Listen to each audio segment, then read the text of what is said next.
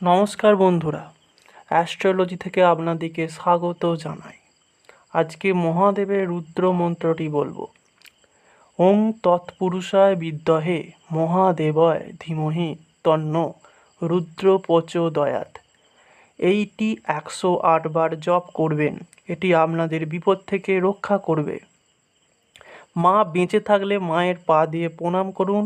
মায়ের কাছ থেকে রূপোর কোনো জিনিস পরিধান করুন। এটি মানসিক দিক থেকে সহযোগিতা করবেন। আপনাদের চন্দ্রকেতু রাশি যোগফল চলছে। স্বাস্থ্য এবং অর্থ এই দুটি বিষয়ে সাবধান থাকতে পারেন। কারোর শরীর খারাপ থাকলে খরচের মাত্রা বাড়তে হবে। বাড়তে হবে। টাকা পয়সার ব্যাপারে চিন্তা না করে স্বাস্থ্যের দিকে মনোযোগ দিন। পরনিন্দা পরলোচনা এইরকম নেতিবাচকে মনোযোগ দিন।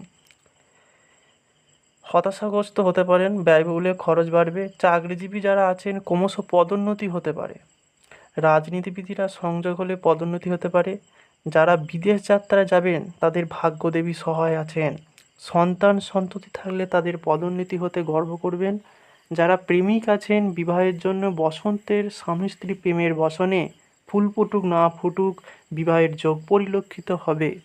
পরিবার পরিজনদের ভালোবাসা বাড়বে।